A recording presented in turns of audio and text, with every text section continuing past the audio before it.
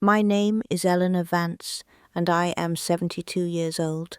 For most of my life, I lived in a gilded cage, where words cut deeper than any physical blow.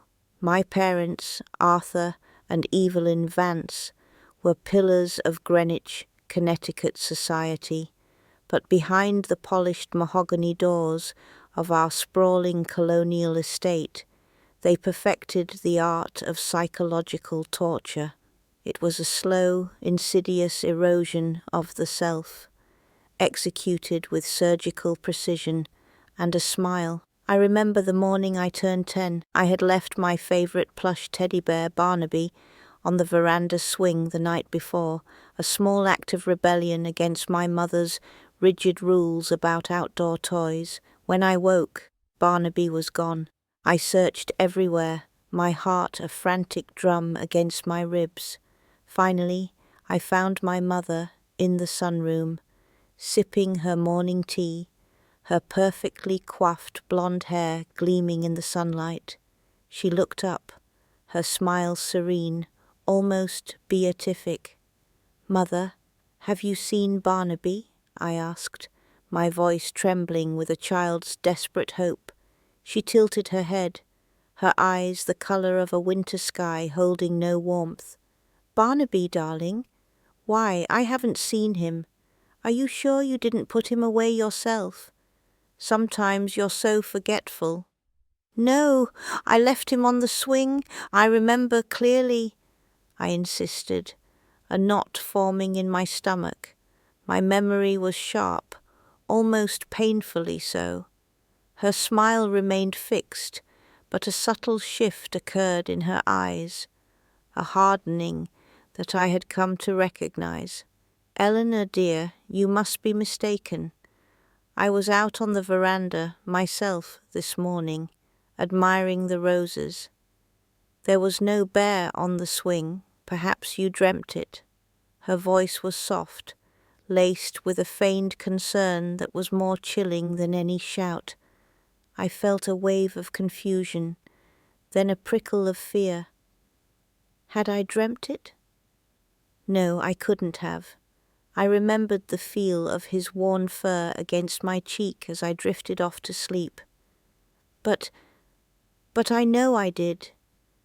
My father, Arthur, entered the room then, impeccably dressed for his day at the law firm. He glanced at me, then at my mother, an unspoken communication passing between them. "What's all this fuss, Eleanor?" he asked, his voice calm, authoritative. "Barnaby's gone, and Mother says I dreamt leaving him on the swing," I blurted out, tears welling in my eyes. Father raised an eyebrow, a gesture that always made my stomach clench. "Eleanor, your mother is a very sensible woman. If she says there was no bear, then there was no bear. Perhaps your imagination is simply running away with you again. You are prone to such dramatics, aren't you?" He gave a small dismissive chuckle, and my mother echoed it, a delicate, tinkling sound that grated on my nerves. I stood there, caught between my clear memory and their unwavering denial. My heart pounded, a frantic bird trapped in my chest. They looked at me with such genuine pity, such calm certainty, that I began to doubt myself.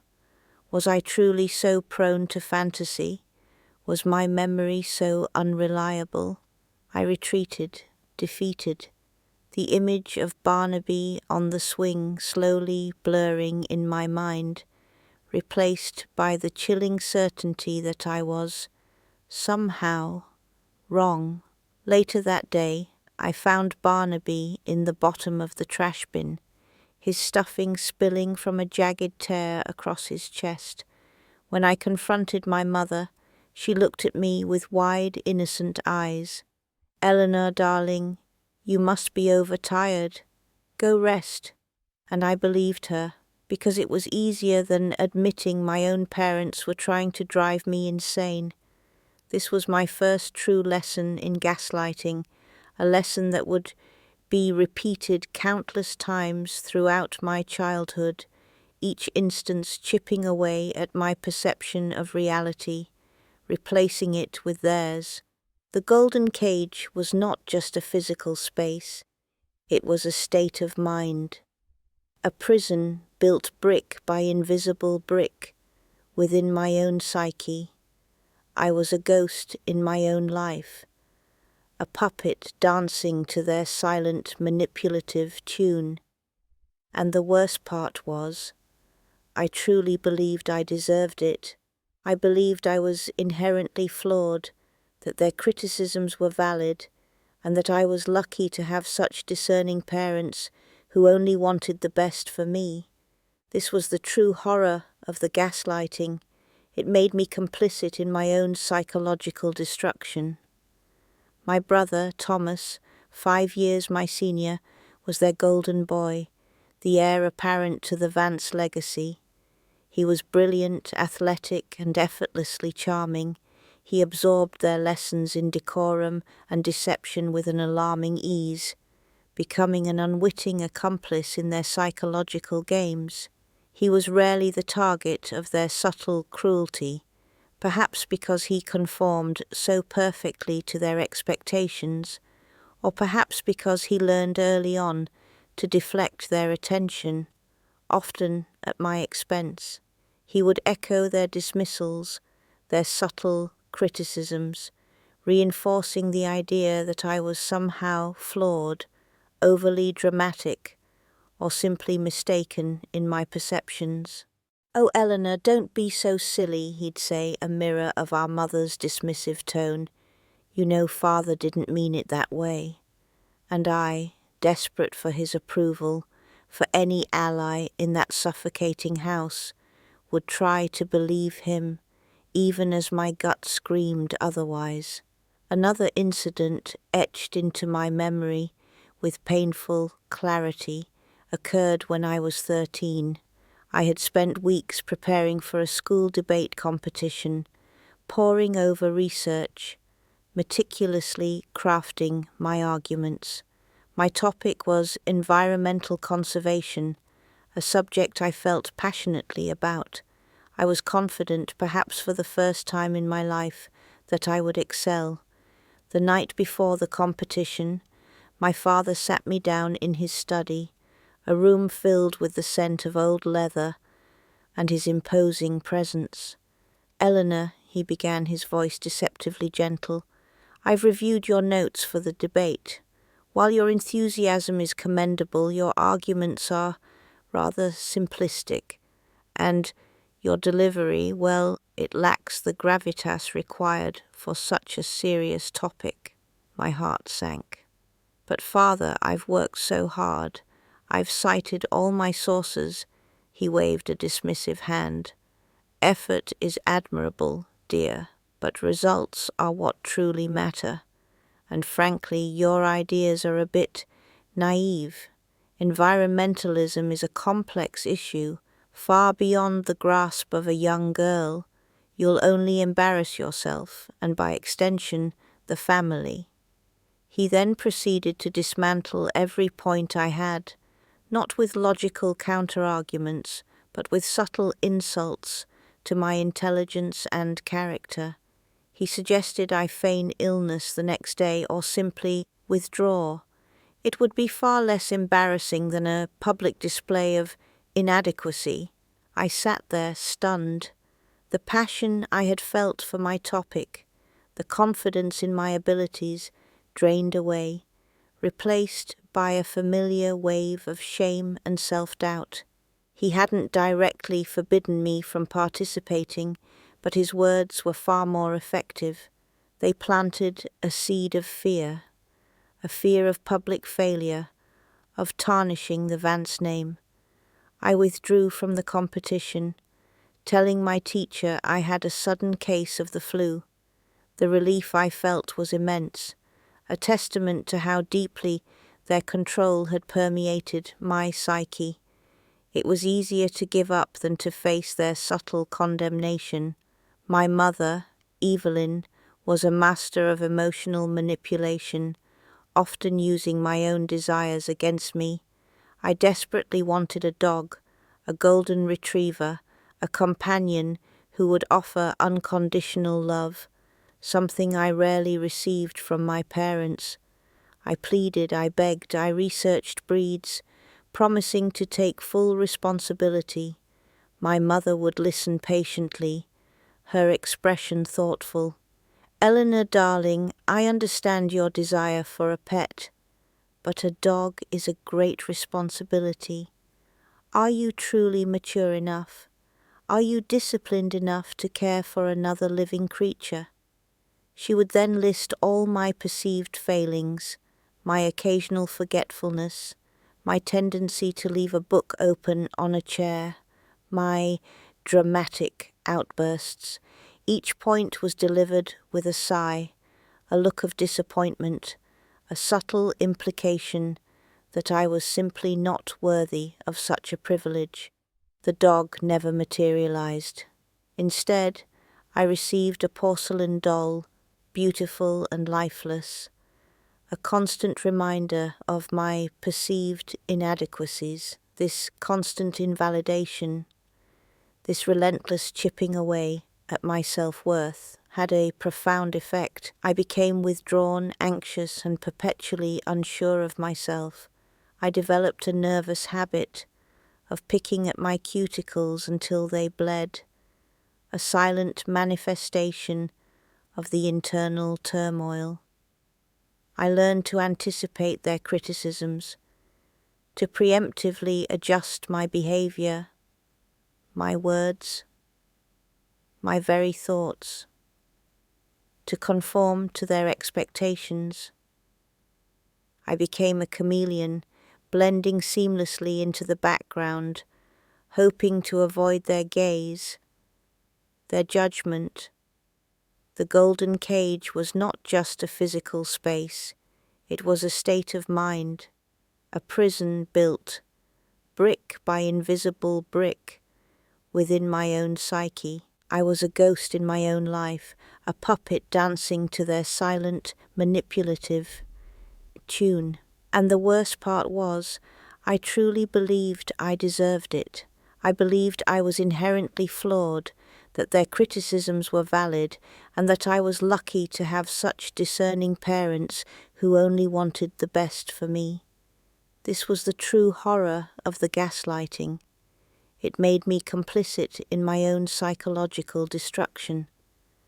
As I entered my teenage years, a nascent awareness began to stir within me, the constant dissonance between what I was told and what I experienced, between the perfect facade and the chilling reality, started to create cracks in the carefully constructed prison of my mind.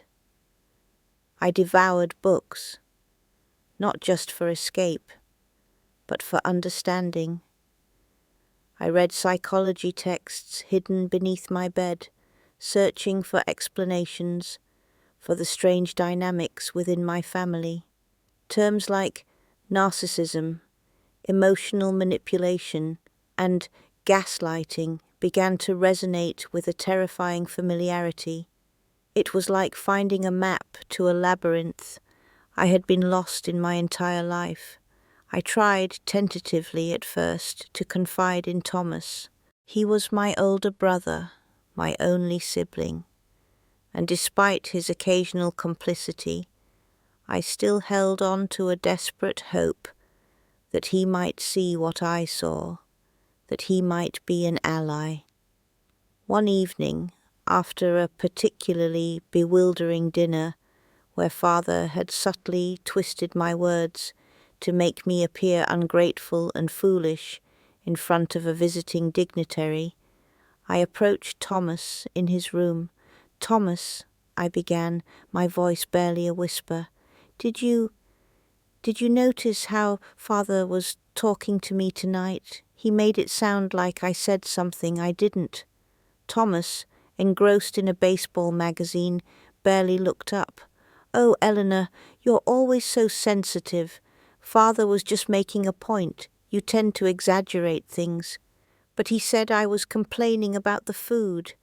I was just asking about the ingredients for Mother's new recipe, I pleaded, desperation creeping into my voice.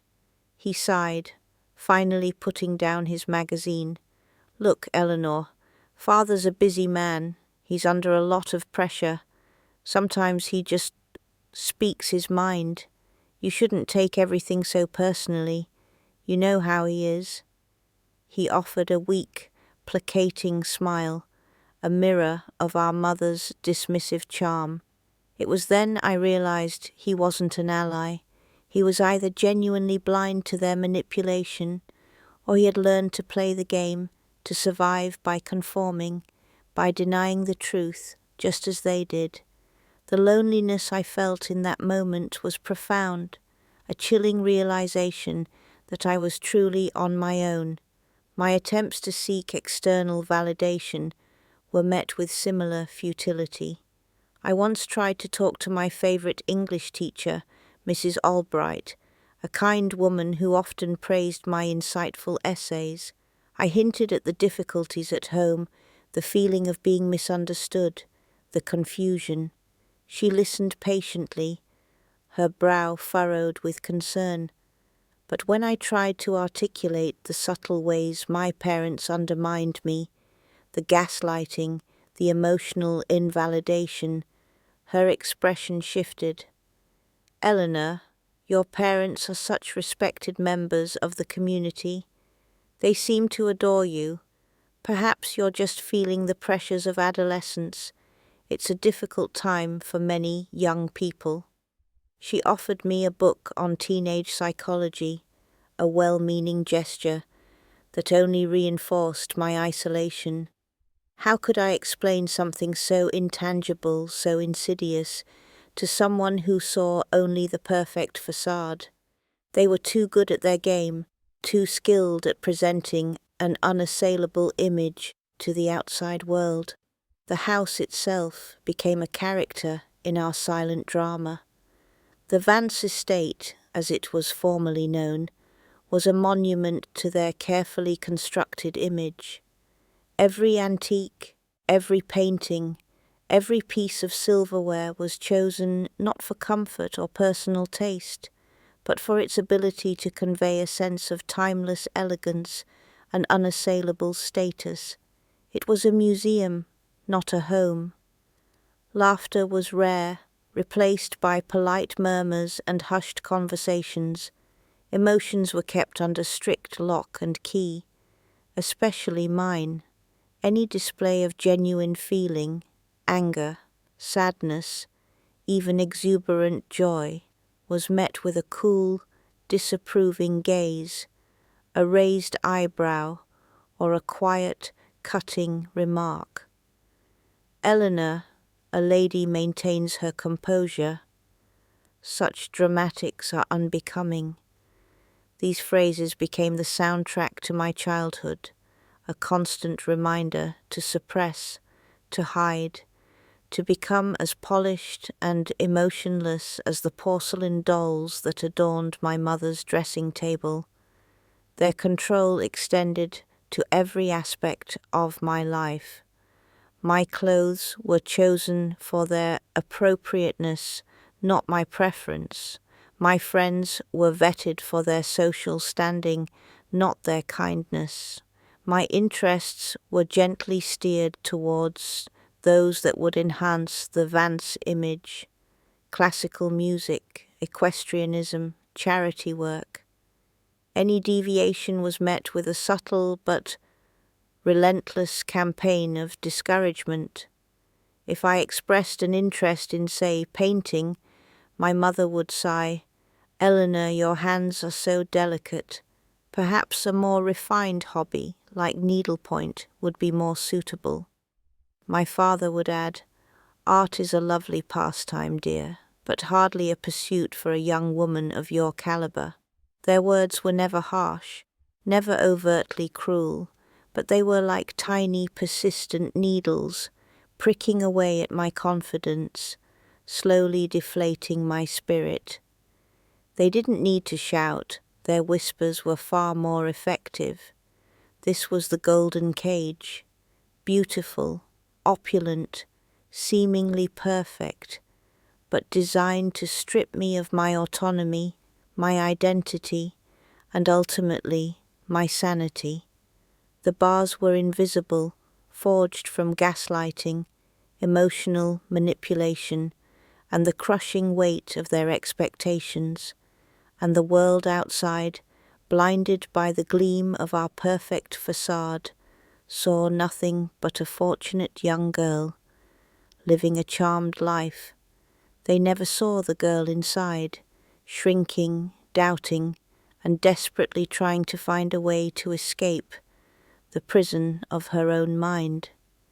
The years blurred into a monotonous cycle of public perfection and private torment. I graduated from an elite women's college in Massachusetts, chosen by my parents, of course, with a degree in art history, a concession to my early interest in art, but safely academic and non-threatening. I was expected to marry well, to a man of suitable background and prospects, and to continue the Vance legacy of social prominence. My parents had already begun subtly orchestrating introductions to eligible bachelors, each one a carbon copy of the last. Well-bred, ambitious, and utterly devoid of genuine passion or independent thought. I felt like a prize mare, paraded for inspection, my worth measured by my pedigree and my ability to produce suitable offspring. The turning point when the invisible bars of my golden cage finally became visible was not a dramatic explosion, but a quiet, almost imperceptible shift. It happened during my engagement party, a lavish affair held at the estate, attended by all the right people. My fiancé, a young man named Charles Sterling, was everything my parents desired. From a prominent Boston family, destined for a career in finance, and utterly bland. He was kind enough, in a detached, polite way, but there was no spark, no connection. I felt nothing but a dull ache of resignation. During the party I overheard a conversation between my mother and her closest friend, Mrs. Harrison. They were discussing my future, my upcoming marriage. "Eleanor is so fortunate," Mrs. Harrison purred. "Charles is such a catch, and she's always been such a sensible girl, so easy to manage." My mother chuckled, a brittle, joyless sound. "Indeed, Martha, Eleanor has always understood her place. We've worked very hard to ensure she understands the importance of duty and discretion. She's a credit to the family name." Her words, easy to manage, understood her place, credit to the family name, struck me with the force of a physical blow. It wasn't just that they saw me as an object, a pawn in their social game. It was the casual, almost proud way they spoke of my subjugation. They weren't just gaslighting me, they were openly admitting their manipulation, confident that I was too broken, too compliant, to ever resist. In that moment, something inside me snapped. The years of suppressed anger, the buried pain, the gnawing doubt, coalesced into a fierce, cold resolve. I was not easy to manage. I did not understand my place, and I would not be a credit to their name if it meant sacrificing my soul. I walked away from the conversation, my heart pounding, a strange clarity washing over me. I saw the house, the party, my entire life through a new lens. It was all a performance, a grand illusion, and I was merely a prop. I looked at Charles, smiling politely at a distant relative, and felt a wave of nausea. I couldn't do it. I couldn't marry him. I couldn't continue living this lie. That night, I lay awake, staring at the ornate ceiling of my childhood bedroom, the same ceiling I had stared at for decades, feeling trapped. But this time, the feeling was different. It wasn't despair. It was a desperate, burning need for freedom.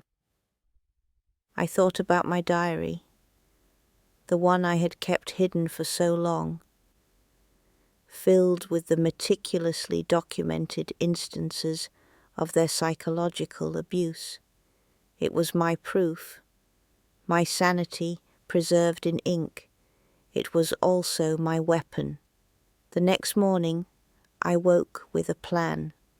It was audacious, terrifying, and utterly necessary. I would not confront them directly. That would be futile.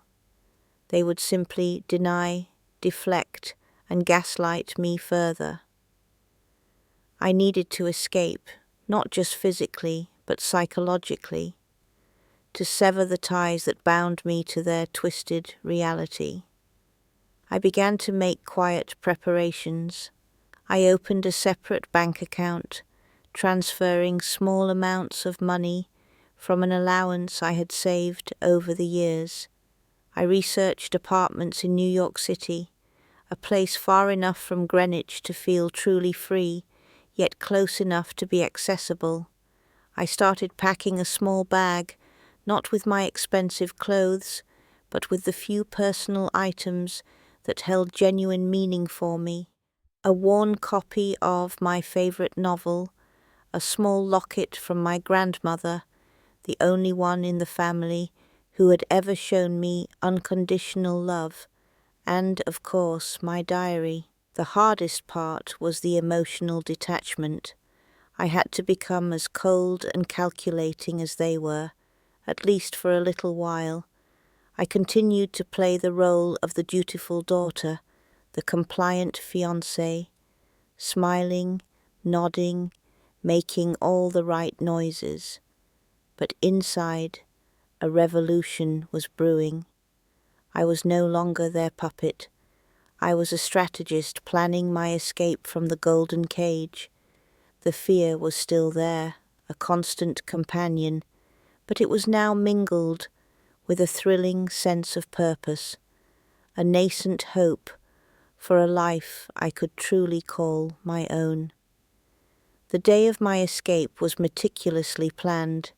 It was the morning of my bridal shower, an event my mother had orchestrated with her usual flawless precision. The house would be bustling with caterers, florists, and early guests. It was the perfect cover. I had arranged for a taxi to pick me up a few blocks away, a small, discreet car that wouldn't draw attention. I left a single, carefully worded letter on my pillow, addressed to my parents. It wasn't an accusation, not a plea, but a statement of intent. I simply wrote, "I am choosing a different path, one where I can be truly free. Do not look for me." I knew it would be met with outrage, disbelief, and perhaps even a calculated attempt to discredit me, but I also knew it was the only way. I slipped out of the house, my small bag clutched tightly, my heart a drum against my ribs. The morning air was crisp, carrying the scent of dew-kissed roses from my mother's prize-winning garden. I didn't look back. The taxi ride to the train station felt surreal, a dream from which I expected to wake. As the train pulled away from the station, carrying me further and further from Greenwich, a profound sense of relief washed over me, followed by an equally profound sense of terror. I was free, but I was also utterly alone, adrift in a world I had only ever known through the filtered lens of my parents' control. New York City was a cacophony of sounds, sights, and smells, a vibrant, chaotic antidote to the sterile perfection of my past. I found a small, affordable apartment in a brownstone in the West Village, a place with uneven floors, peeling paint, and a fire escape that overlooked a bustling street. It was imperfect, and it was mine. For the first few weeks, I was a creature of habit, still operating under the invisible rules of the Vance estate. I ate sparingly, dressed conservatively, and spoke in hushed tones. Every loud noise, every unexpected glance sent a jolt of anxiety through me. I was constantly waiting for the other shoe to drop, for my parents to appear and drag me back to my gilded cage. But they didn't come, or if they did so discreetly, perhaps sending private investigators, but they never made direct contact. The silence was almost as unnerving as their presence had been. It was then that I realized the true extent of their control. They didn't need to physically restrain me. They had built a prison in my mind, and now I had to dismantle it, brick by invisible brick. My first step was to get a job. I had no practical experience beyond charity work and social graces, but I was determined. I found a position as a receptionist at a small art gallery in Soho. It was a far cry from the life my parents had envisioned for me, but it was honest work, and it gave me a sense of purpose. My colleagues were artists, free spirits, people who valued authenticity over appearances. They were curious about my past, but never intrusive. They saw me, Eleanor, not Eleanor Vance, the daughter of Arthur and Evelyn Vance. This was a revelation. For the first time I felt seen, truly seen for who I was, not for who I was supposed to be. One evening after work, I sat on my fire escape, watching the city lights twinkle below. I opened my diary, the one I had kept hidden for so long. I started reading through the entries, reliving the moments of gaslighting, the subtle manipulations, the crushing invalidations. It was painful, excruciatingly so, but it was also liberating. Each entry was a piece of evidence, a testament to my truth. I wasn't crazy, I wasn't overly dramatic, I wasn't mistaken. They had done this to me, and now I had the proof. I decided to seek therapy. It was a difficult decision, fraught with the ingrained shame and secrecy my parents had instilled in me, but I knew I couldn't heal alone. My therapist, Dr. Lena Hansen, was a kind, empathetic woman with a gentle voice and piercingly intelligent eyes. In our sessions, I slowly, painstakingly began to unravel the tangled web of my past. I spoke of the gaslighting, the emotional abuse, the constant pressure to conform. Dr. Hansen listened patiently, never judging, never dismissing. She helped me understand that what I had experienced was a form of abuse, insidious and damaging, precisely because it was so subtle, so difficult to define. She taught me about boundaries, about self-worth, about reclaiming my own narrative.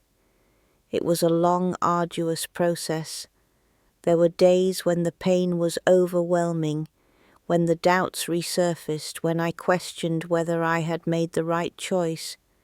But with each session, each small victory, I felt myself growing stronger, more resilient.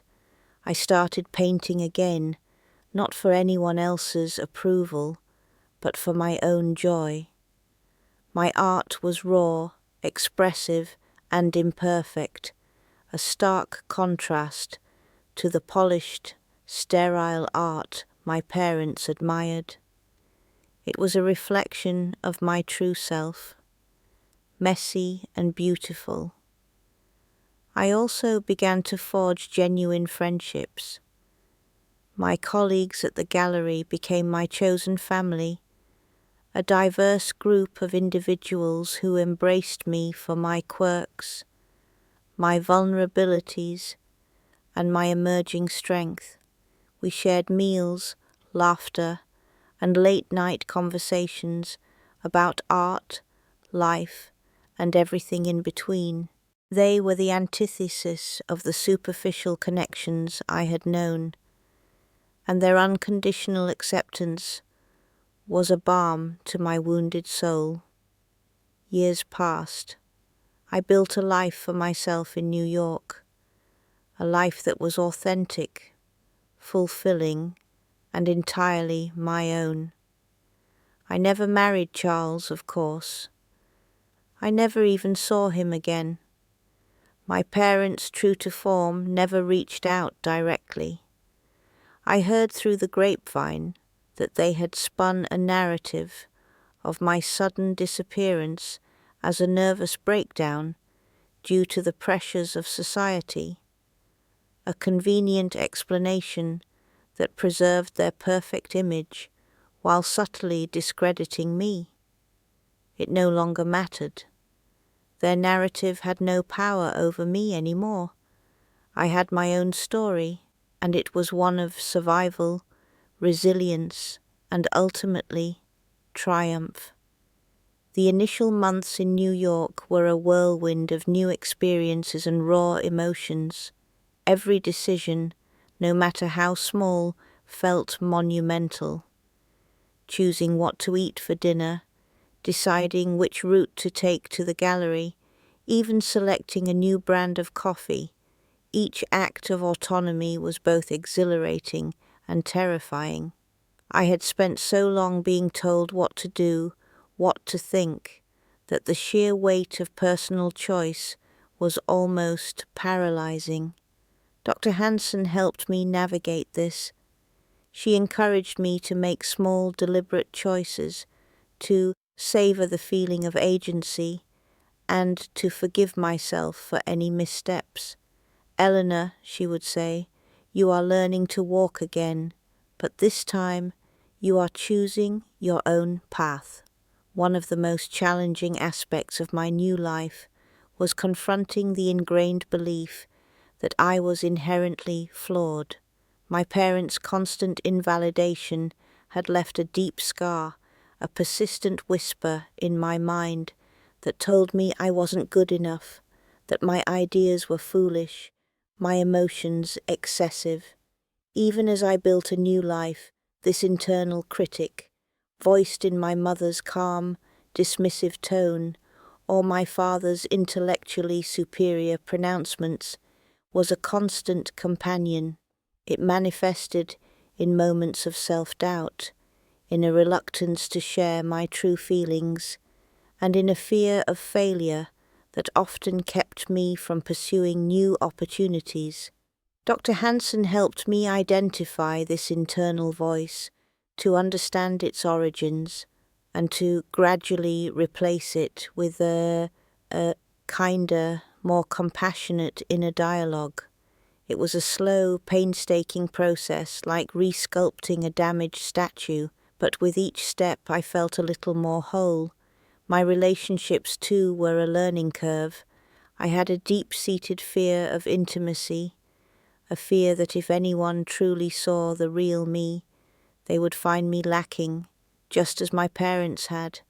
I struggled with trust, constantly searching for hidden motives, for the subtle signs of manipulation I had become so adept at recognizing. My friends at the gallery, particularly a sculptor named Liam O'Connell, were incredibly patient. Liam, with his kind eyes and gentle humor, became a steadfast presence in my life. He never pushed, never judged, simply offered unwavering support and a listening ear.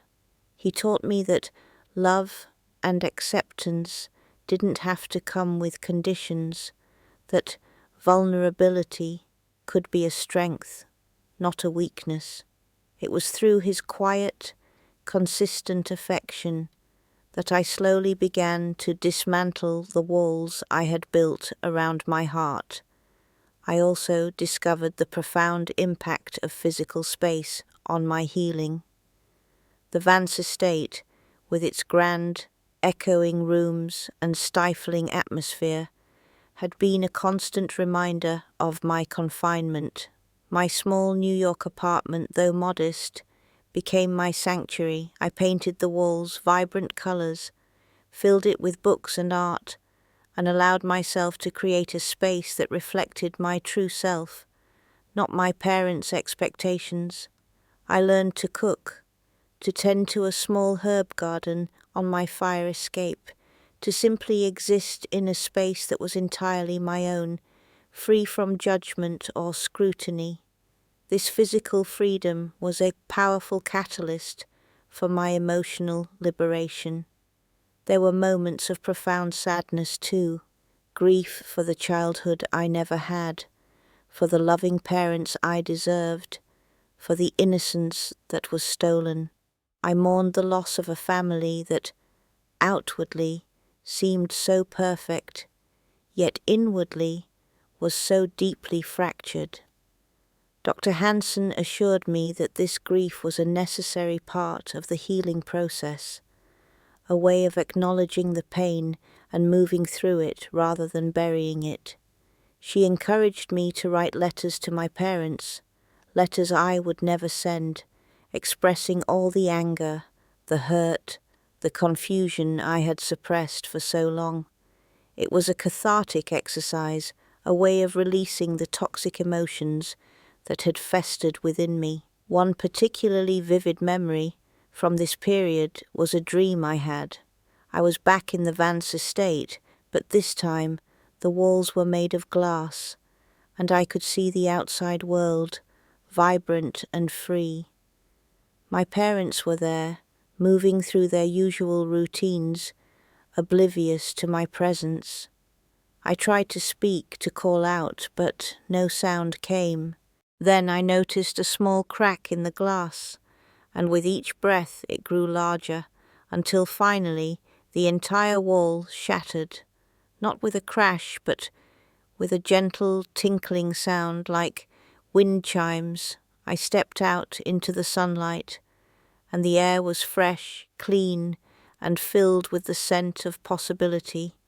I woke up with tears streaming down my face, but for the first time in a long time, they were tears of hope, not despair. My journey of healing was not linear. There were setbacks, moments when the old patterns of thought would resurface, when the fear would creep back in. But each time I had the tools, the support system, and the inner strength to navigate through it. I learned that healing is not about erasing the past, but about integrating it, understanding its impact, and choosing to move forward with resilience and self-compassion. The golden cage had left its mark, but it no longer defined me. I was Eleanor, a survivor, an artist, a friend, and a woman who had finally found her own voice, loud and clear, in a world that had once tried to silence her. My journey of self-discovery continued to unfold, revealing layers of strength and resilience I never knew I possessed. The art gallery, initially just a job, became a profound source of connection and purpose. I immersed myself in the world of contemporary art, finding solace and inspiration in the raw honesty of artistic expression. I learned about artists who used their pain as a catalyst for creation, transforming their struggles into powerful visual narratives.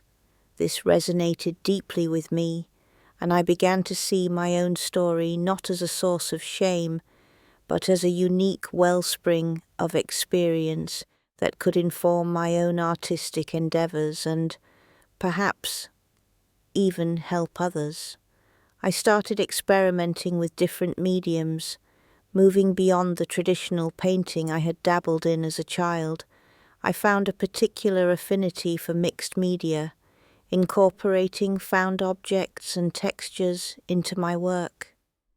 Each piece became a silent dialogue with my past, a way of processing emotions that words alone could not capture. My art was not about beauty in the conventional sense.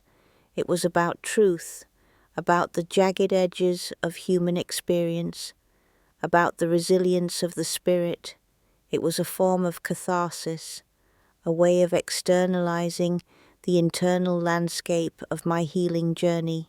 My colleagues at the gallery, particularly Liam, recognized the raw power in my work and encouraged me to exhibit.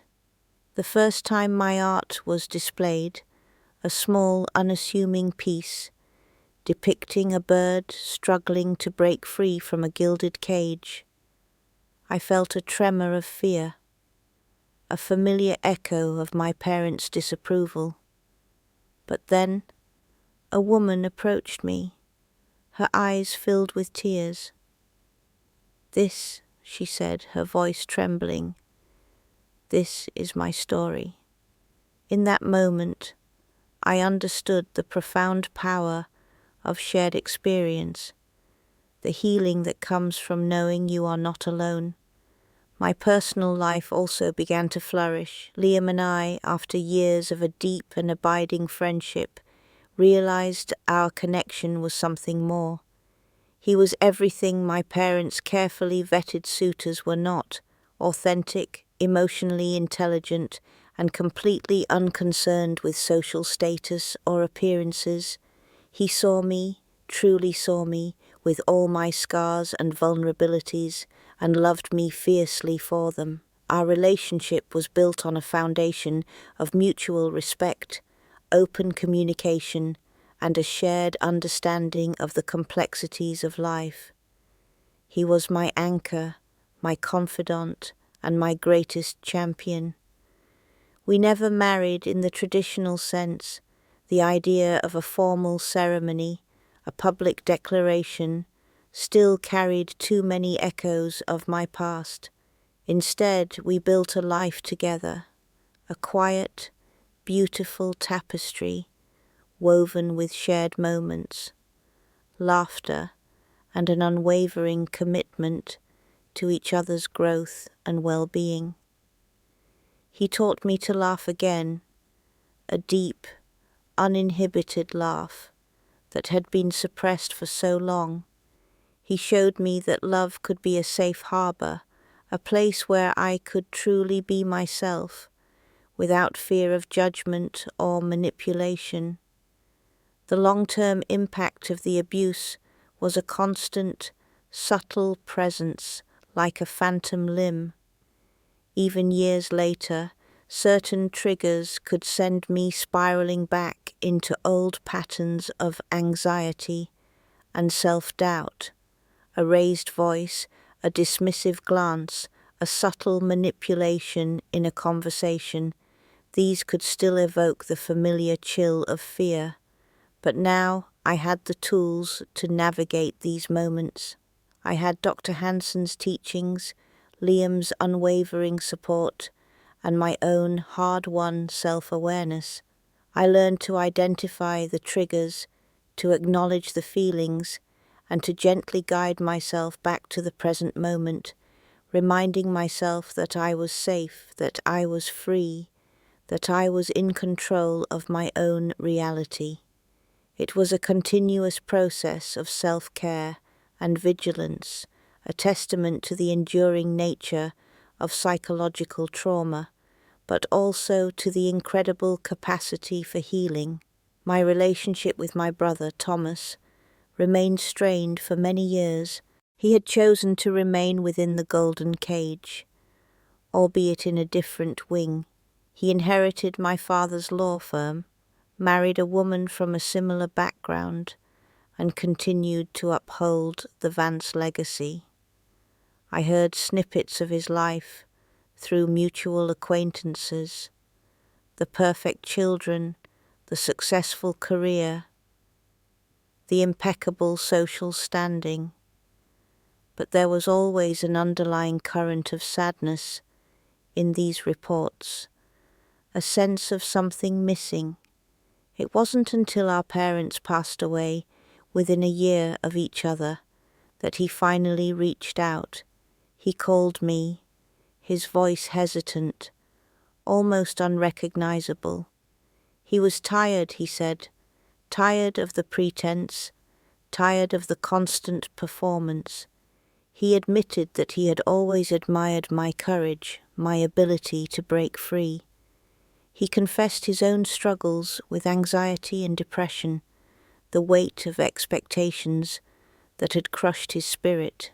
We met for coffee, not in Greenwich, but in a neutral territory, a small cafe in Midtown Manhattan. It was awkward at first, a lifetime of unspoken truths hanging between us, but slowly, tentatively, we began to talk. He apologized for his complicity, for not protecting me, for echoing our parents' dismissals. I, in turn, acknowledged his own pain, his own entrapment. We found a fragile common ground, a shared understanding of the complex web of abuse that had ensnared our family. It wasn't a full reconciliation, not a return to a childhood we never had, but it was a beginning, a quiet acknowledgement of shared history and a mutual desire for peace. It was a testament to the fact that even the most deeply ingrained patterns can be broken, and that healing can extend across generations. After many fulfilling years in New York, Liam and I decided to move to Portland, Oregon. The city's vibrant arts scene, its commitment to sustainability, and its more relaxed pace of life appealed to us. It was a conscious choice to seek out a community that aligned with our values, a place where authenticity was cherished and where the natural world was revered.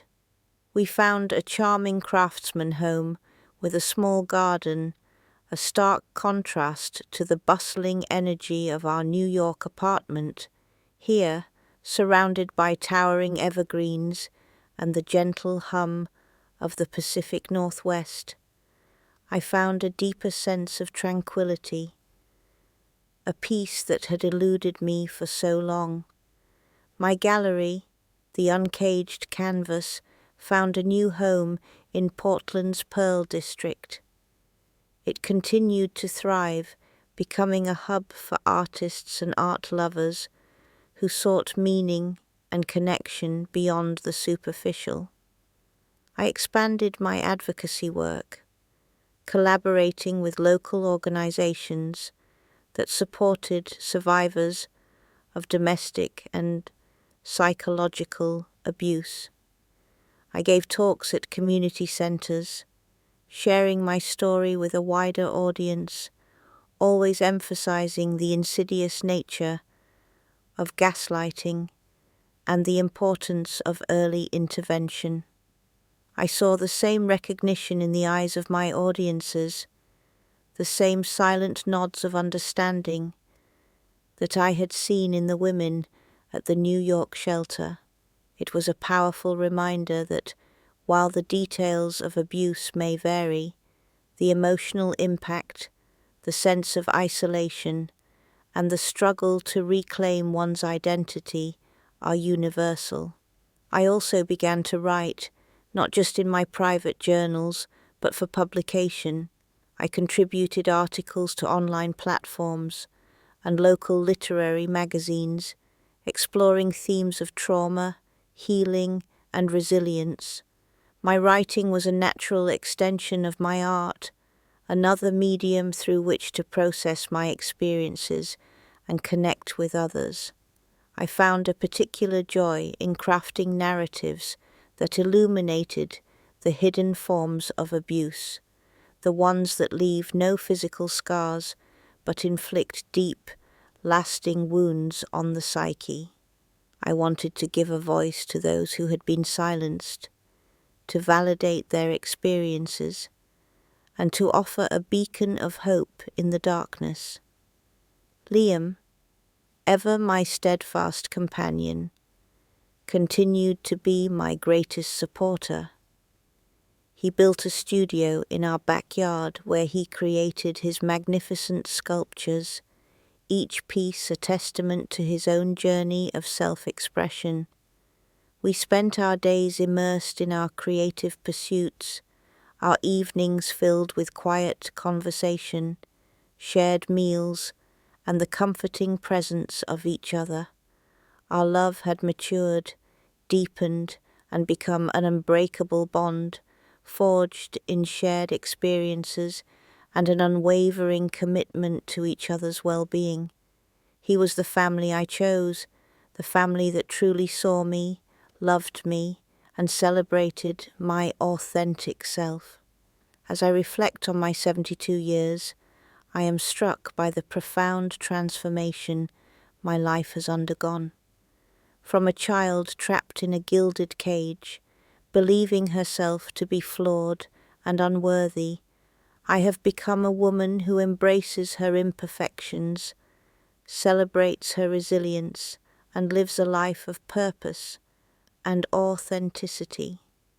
The journey was long, arduous, and at times incredibly painful.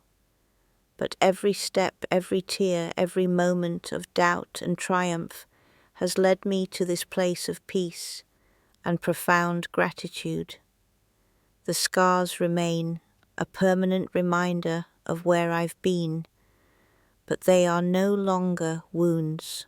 They are symbols of my survival, my resilience, and my unwavering commitment to living a life that is truly, authentically, gloriously my own. My story is not unique. There are countless others who have walked similar paths, who have endured invisible abuses, and who have struggled to find their voice in a world that often dismisses their pain. To them, I offer this message: your experience is real, your feelings are valid, you are not alone. Seek help, build your support system, and trust your inner wisdom. The path to healing may be long, but it is worth every step. The freedom that awaits you on the other side is a freedom of the soul, a liberation that transcends any physical boundary. Find your voice, tell your story, and never ever let anyone dim your light, because you are worthy of love, respect, and a life lived fully and authentically. My name is Eleanor Vance, and this is my story. It is a story of a golden cage and the woman who finally learned to fly, not just for herself, but for all those who are still learning to spread their wings. My gallery, the uncaged canvas, became a beacon in the Portland art scene, known not just for its unique collection, but for its unwavering commitment to social justice.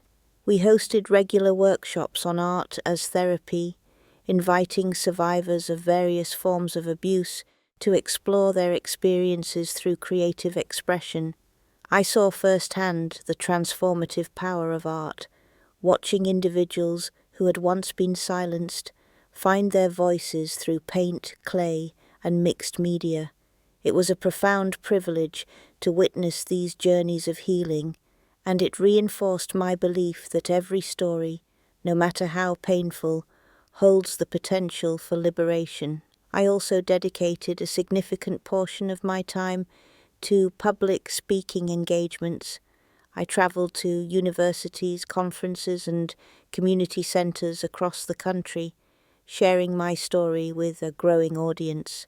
I spoke about the insidious nature of psychological abuse, the subtle tactics of gaslighting, and the devastating long-term effects on a person's sense of self. I emphasized that abuse doesn't always leave visible bruises. Sometimes The deepest wounds are invisible, etched into the psyche.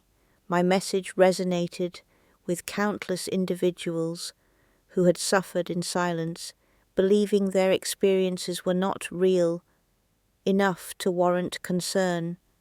After my talks, people would often approach me, their eyes filled with tears, sharing their own stories, their voices trembling with a mixture of pain and relief. In those moments I felt a profound sense of purpose, knowing that my journey, however difficult, was helping to break the cycle of silence and shame. Liam was always by my side, a quiet, steady presence. He would often accompany me to my speaking engagements, offering support from the back of the room.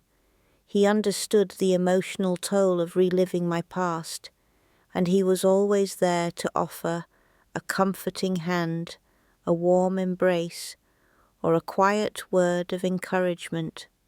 Our life together in Portland was a testament to the power of chosen family, a sanctuary built on mutual respect, unwavering love, and a shared commitment to making the world a more compassionate place. We often sat in our garden, surrounded by the vibrant colors of nature, reflecting on the journey we had taken, the obstacles we had overcome, and the profound beauty of the life we had built together. As I approach my 73rd birthday, I carry my past not as a burden, but as a source of strength. The golden cage, once a symbol of my confinement, has transformed into a metaphor for my liberation. It reminds me of the invisible battles fought and won, of the resilience of the human spirit, and of the unwavering power of truth.